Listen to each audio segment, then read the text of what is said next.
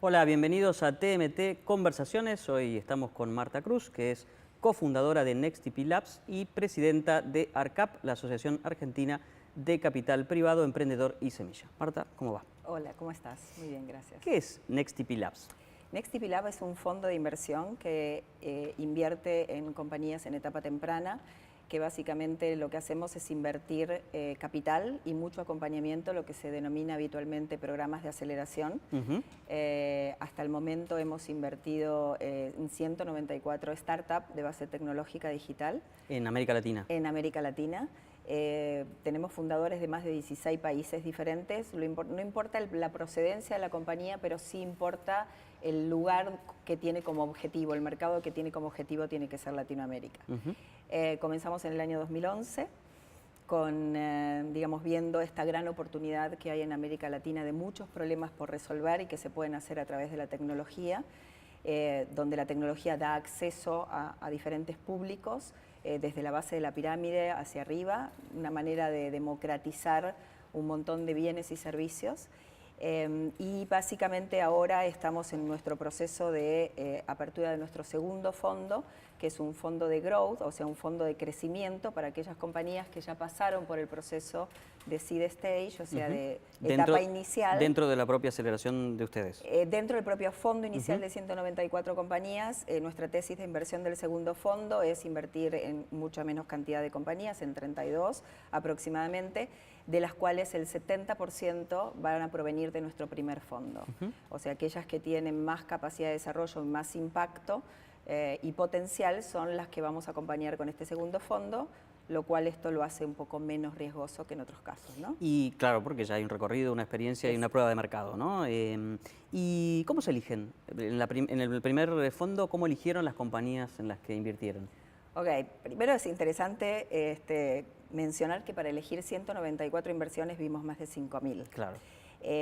La realidad que nuestra primera filtro de cómo hacer para elegirlas... Impresiona el número, no solamente por el trabajo que habrán tenido, sí, sino porque además son muchas para este mercado, ¿no? En el que se suele decir que por ahí hay baja cantidad de creación de empresas, por lo menos en nuestro país. Sí, bueno, ahí digamos hay que desmenuzar un poquito más el tema para decir si hay muchas o pocas. Porque en general los inversores dicen, hay dinero, bueno, el mercado de inversiones dice hay dinero pero no hay proyectos. Claro. Y la realidad que no es tan así. Hay buenos proyectos, lo importante es tener la capacidad de poder elegirlos y poder acompañarlos no solamente con capital, sino también con lo que se denomina capital inteligente. Así que bueno, nuestro primer filtro, digamos, es que sea un equipo que esté full time. Primero que sea un equipo. O sea, proyectos liderados por una sola persona tienen muy pocas probabilidades de poder extenderse a lo largo del tiempo y ser sustentables, ¿no? Porque realmente el proyecto pasa por muchas etapas en donde una sola persona no podría cumplir todos los roles que son necesarios. Entonces un equipo, por lo menos al menos 2 personas, uno de tecnología preferentemente y uno del área de negocios al cual se especializa la startup. Luego que tenga un mínimo producto viable, o sea, esto es que por lo menos hayan pasado de la idea a la acción, ¿no? Del PowerPoint a hacer algo, una aplicación que no funcione muy bien, pero que mínimamente tenga un prototipo funcional, que no esté perfecto, porque decimos que cuando está perfecto quiere decir que ya es tarde para el mercado. Es sabido que es importante desarrollar el producto al tiempo que se desarrollan los clientes, entonces hay que ir haciendo todo el sistema, digamos, de prueba y error de Lean Startup que se menciona habitualmente. Y el tercero es que persigan una oportunidad global o al menos regional. Eso sería la forma el primer filtro, digamos, como para elegirlos. Por eso te digo, hemos visto muchas en toda la región. Al principio nos equivocábamos un poquito más, a medida que vamos avanzando, que tenemos curva de aprendizaje, ¿no? De aprendizaje y sabemos cuáles son las que ya no funcionaron, porque obviamente el portafolio no está totalmente activo. De las 194 compañías tenemos alrededor de unas 12 compañías vendidas, o sea, exit, pero tenemos unas 20 que ya han desaparecido. Y otras 20 que están ahí Walking Dead, que no sabemos muy bien para dónde van a ir, si para arriba o para abajo, pero lo importante es que el resto del portafolio está funcionando bien, y hay 40 compañías que tienen valuaciones superiores a 25 millones de dólares y 2 que consideramos que van a ser nuestros unicornios, ¿no? compañías que van a ser valuadas en más de 1.000 millones de dólares. ¿Y eso en los próximos 9, 7, 8 años? Bueno, la realidad es que no se construye un unicornio en 5 minutos, ¿no? Porque a veces dicen, ¿por qué no tenemos nuevos unicornios y solamente hablamos de Mercado Libre, de Despegar? Que no es poco, ¿no? Viendo el contexto. Nada poco, y realmente es interesante mencionar que una compañía para llegar a una evaluación de esa magnitud necesita por lo menos 7, 8, 10 años de desarrollo, ¿no? Entonces creo que ya vamos a empezar a ver, digamos, avances, pero para llegar a ese número de ser un unicornio tiene que pasar un poquito más, a menos que sean emprendedores muy experimentados, como el caso de Alec Oxenford, claro, ¿no? Que va por su segundo o tercer gran compañía. Exacto, el caso de OLX y el caso de Let's Go. Pero en realidad, fíjate qué interesante, porque nosotros hemos hecho un estudio que se denomina Tecnolatinas, que también hemos analizado cerca de 5.000 compañías de toda Latinoamérica que tengan un componente tecnológico fuerte, de las cuales pudimos hacer una lista de 123 compañías con valuaciones superiores a 25 millones de dólares. Y del primer segmento, de los 9 unicornios que hay en toda la región, aún no estaba Let's Go, si no hubieran sido 5, pero hay 4 que son de Argentina. ¿No? Entonces, vos fíjate que decís, en Argentina hay producción y de buenos proyectos que generalmente podemos decir que son traccionados por los role models de los fundadores de esas compañías, ¿no? Ahora, si viniese un extraterrestre y mirase un poco la región y dijera, a ver, qué país no está preparado, no tiene las reglas de juego, para usar terminología que se escucha mucho, no tiene la estabilidad, tiene problemas de políticos, de consenso sobre modelo económico y demás, ¿qué país no van a funcionar? No pueden salir de ahí unicornios. El extraterrestre probablemente diría la Argentina. ¿Qué tiene la Argentina que tiene esas 4 o 5 unicornios? Justamente eso, todo eso. Esas son las ventajas. Exacto, yo lo que digo es que hubo un plan, digamos, para generar compañías de alto impacto en Argentina, porque las condiciones realmente en los últimos años han sido bastante hostiles para el desarrollo de compañías de estas características, y sin embargo han salido. ¿Por qué? Porque justamente el emprendedor argentino, si bien no podemos hacer un paralelismo total, pero podríamos compararlo casi con el emprendedor israelí, en donde es un país amenazado permanentemente y en donde un emprendedor israelí que tiene mucha tecnología al país, mucho más que nosotros, obviamente. Ahora, ¿no? Cuando empezaron, más o menos. Claro, exacto. Pero digamos que de alguna manera ellos nunca pensaron en hacer un startup solamente para su país. Pocos habitantes, amenazado, entonces siempre pensaban compañías en forma global. Argentina de alguna manera pasó esto, el mercado mucho más grande que Israel, pero también pequeño, de alguna manera no muy el ambiente no muy bueno para desarrollarlo, entonces como mercado de prueba muy bueno, pero siempre pensando en hacer compañías de alcance global. Creo que esa es una de las características que distintivas, con lo cual esperamos ahora con toda esta nueva política que se está teniendo en torno al ecosistema emprendedor en Argentina, que las condiciones ayuden todavía más a generar más emprendimientos de alto impacto. ¿A qué de todo eso, ley de emprendedores, con SAS, con la organización de los fondos para financiar emprendimientos, le tenés más fe? Mira, yo creo que es un conjunto de cosas, esto no es porque la ley aparece y ahora se va a generar todos los planetas se van a alinear, ¿no? Esto es el trabajo que se viene haciendo hace mucho tiempo en Argentina. Quizás para el común de la gente no había sido visto porque era muy de nicho, una temática que no se entendía muy bien. Por ejemplo, nosotros cuando empezamos a invertir en esto, ¿no? En 2 chicos que traían una idea con un mínimo producto viable. Había que ser audaz. Están locos, o sea, ¿cómo van a poner dinero en esas compañías con tanto riesgo? Bueno, el modelo lo permitía, ¿no? Muchas compañías, poca inversión de entrada, mucho acompañamiento, después acompañarlas con dinero a medida que van creciendo, pero para ese momento era una locura. Entonces, de alguna manera, todo ese desarrollo del ecosistema que se fue dando, en donde intervienen los emprendedores de los años 2000, que se convirtieron en mentores de los nuevos emprendedores, los emprendedores también de los años 2000 o de los 90, que se convirtieron en inversores ángeles de nuevos emprendimientos. Luego todo lo que tiene que ver, bueno, los emprendedores en sí mismos, las universidades que se fueron metiendo de alguna manera en el ecosistema con sus centros de emprendedores, con sus centros de innovación. De alguna manera los gobiernos empezaron en toda la región y en Argentina ya hace tiempo que se está estudiando qué pasó con lo que hizo Chile, lo que hizo México, lo que hizo Colombia, o sea, diferentes modelos y elegir inclusive Israel y aprender de los errores de otros para hacer, digamos, una legislación que sea mucho más llevadera y mucho más simple para que dé los resultados que están esperando. Y los últimos ausentes eran las corporaciones, que las corporaciones no entraban al ecosistema y ahora están entrando a través de comprarle a los emprendedores y entender cómo se les compra a ellos, que no puedo pagarle a 180 días porque no tienen suficiente capital. O, por ejemplo, empezar a hacer actividades de lo que se llaman Innovation Days dentro de las corporaciones, hacer corporate venture, o sea, fondos de la misma corporación para invertir en startups. Entonces, todo eso fue el trabajo de un montón de años. Entonces, la ley, de alguna manera, lo que hace es venir a concentrar todo ese trabajo y decir, bueno, ahora ponemos a disposición de todo este ecosistema una legislación que pueda ayudar tanto a emprendedores como a inversores. ¿Por qué? Porque a los emprendedores les permite a través de la generación de la SAS, o sea, una sociedad digamos, de tracto simplificado, que lo puede hacer mucho más rápido, todo digital, sin papelerío, permite poner a los emprendedores rápidamente en regla. ¿Esto qué hace? Permite que un inversor se sienta más confiado en invertir en una estructura que está bien reglamentada, que está dentro de acorde a la ley, y no dos chicos que tienen una idea y voy a poner inversión en dos nombres, ¿no? De dos personas.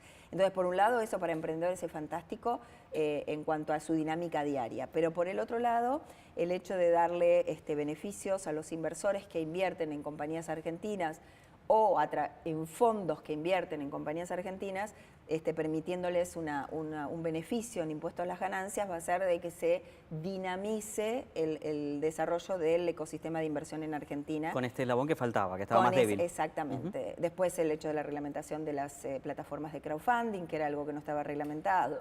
El hecho de... Eso por parte de otro organismo, ¿no? No está en la ley de emprendedores. No, sí, también dentro de la misma reglamentación. Y bueno, luego también tiene que salir la reglamentación del mercado de capitales, que esto también tiene que desarrollarse, digamos, el mercado de capitales en Argentina de otra manera, en donde, bueno, sea valorada la actividad de un inversor como apoyo al desarrollo de emprendedores, ¿no? Todo esto que estamos conversando y que genera tanta expectativa y uno lo observa, incluso creo que es más visible, ¿no? en el mundo emprendedor en este nuevo contexto, pareciera que demanda o tiene un rol que jugar en dos cuestiones que se empiezan a debatir. Tibiamente aún, pero se empiezan a debatir. Uno es la reforma laboral y otro es la reforma impositiva. ¿Cómo juega la cuestión emprendedor en esos dos temas? Y es fundamental. O sea, en el tema de la reforma laboral para empresas en etapa temprana sería, digamos, fantástico encontrar que esa reforma favorezca el hecho del empleo, del primer empleo, el tema del sistema de pasantías, que bueno, de alguna manera está relacionado con la reforma educativa también, ¿no? Porque la realidad es que la carga de los costos laborales para una startup en etapas tempranas es muy pesada. Entonces, en general lo que tienen que vender los startups es un sueño, ¿no? Cuando nosotros le decimos tenés que hacer el pitch de tu compañía, en realidad el contar tu compañía no es solamente para levantar capital, sino que es para la prensa, es para los proveedores que crean en nosotros, en ellos, en el sueño que van a tener una gran compañía, que confíen, y también en los empleados que se quieran sumar a una compañía que no tiene el suficiente capital como para pagarle sueldos de mercado, ¿no? Entonces, digo, eso contribuiría muchísimo en esa parte. Y después, respecto de la reforma impositiva, otra vez, que también está relacionado, para el caso de los inversores, también, sobre todo los inversores de afuera, que tengan muy en claro cómo van a hacer para recuperar, digamos, sus impuestos, cómo los van a compensar de alguna manera este IVA que tenemos, el impuesto al valor agregado, ese 21%, cómo lo pueden compensar hacia adelante, el impuesto a las ganancias si corresponde, si no corresponde. O sea que la realidad es que sí, ambas reformas, digamos, son la consecuencia de lo que estamos haciendo ahora. De alguna manera se van a tener que adaptar a todo lo que tiene que ver en la generación de esta gran cantidad de compañías que van a entrar en régimen. Porque seguramente hay muchas compañías que no estaban en régimen porque les dificultaba y ahora lo van a estar, ¿no? Era muy costoso o engorroso, ¿no? Engorroso y costoso. Y vos pensá de que hoy estamos hablando de compañías de tecnología como base de desarrollo, no porque realmente estemos hablando de una sofisticación extrema, pero la tecnología está en todos lados. Y de alguna manera toda compañía tiene un componente tecnológico.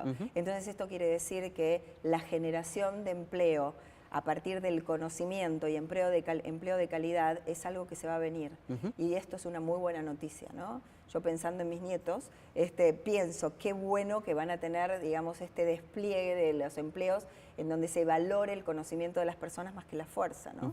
¿Y en qué sectores está habiendo más oportunidades para emprender, ¿no? Yo escucho cada vez más en Argentina temas de fintech, temas de tecnología vinculada al agro, esta capa de software que se está sumando al propio boom tecnológico que es el agro, ¿no? Con la mecánica y con la genética y demás, ¿no? Pero aparte de estos dos rubros, bueno, primero, ¿es así?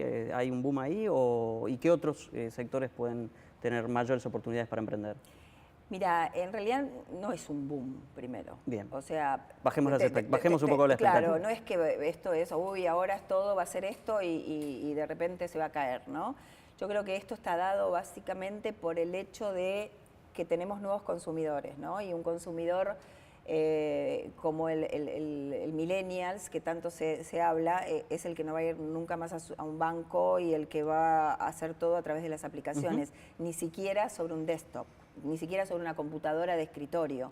Entonces, bueno, ahí hay muchas oportunidades y sobre todo porque las entidades financieras atadas a la legislación existente muchas veces les era muy dificultoso innovar y hoy realmente a partir de el hecho de la mesa de innovación del Banco Central, el hecho de que hay otros países que están modificando la legislación de las fintech o del mercado financiero, permiten que estas compañías o startups no financieros generen innovación en el área financiera. Entonces, bueno, ese sí es un lugar donde todavía queda mucho por resolver. Si bien lo que se está empezando a ver es que hay muchas startups que toman un segmento muy pequeño de un problema y que después se va a necesitar integrar todas esas soluciones. Pero creo que ahí las entidades financieras tienen una responsabilidad que es esto de integrarlas. En el agro decir de que no hubo innovación o que no hubo tecnología, lo he dicho una vez por error, mal explicado en un evento y casi me matan porque el agro se invierte mucho en tecnología, pero en tecnología de otro tipo, en la tecnología de los tractores, de la maquinaria, la genética, la genética en general de diferentes maneras. En realidad cuando hablamos de agrotech o agtech estamos hablando también de compañías que no son ni de agro, ni de ganadería, ni de agricultura y que le ponen esta capa de tecnología dentro y que ahí hablamos también de compañías de agro que son de agro y de fintech, ¿no? Como Pago Rural, por ejemplo, es una compañía que cubre las dos partes. Entonces esos dos sectores son muy, digamos, en este momento están muy candentes porque hay muchas necesidades y muchos problemas por resolver.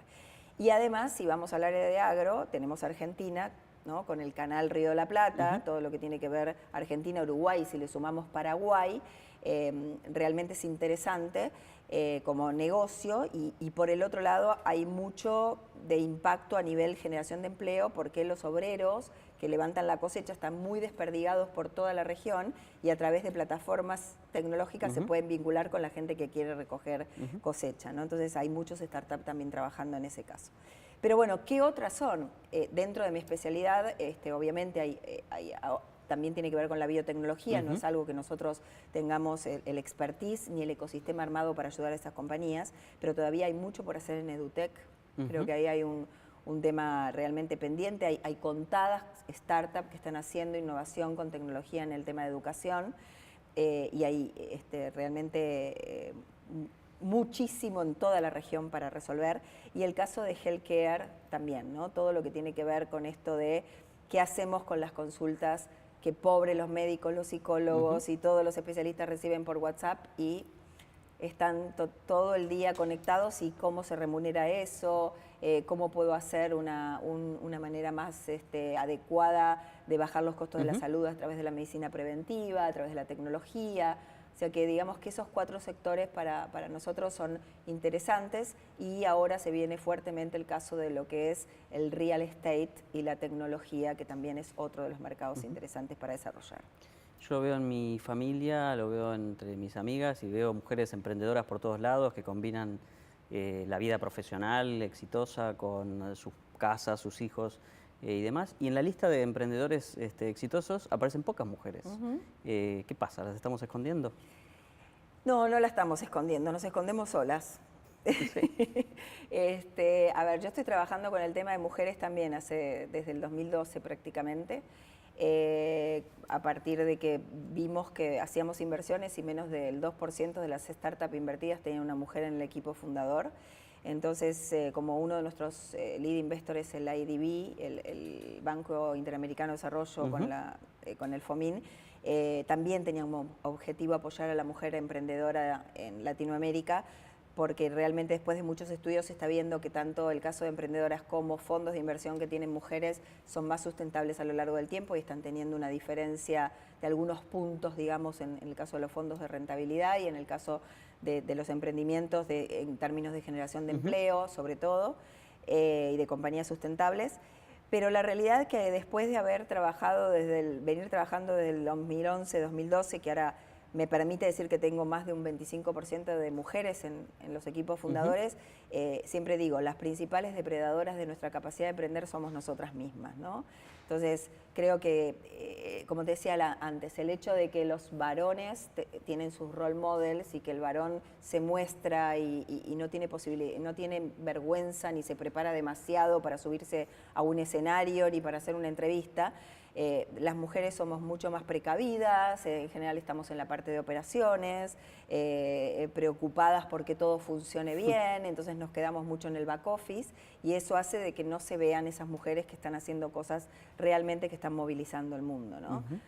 Por eso existe We Exchange, esta comunidad que organiza también el FOMIN, en donde nos reunimos una vez por año en algún país de Latinoamérica. Para hacer visible un poco, ¿no? Para hacer visibles a las mujeres, aunque vienen muchos hombres también a participar del evento, pero las únicas que se pueden subir al escenario a contar su proyecto son las mujeres.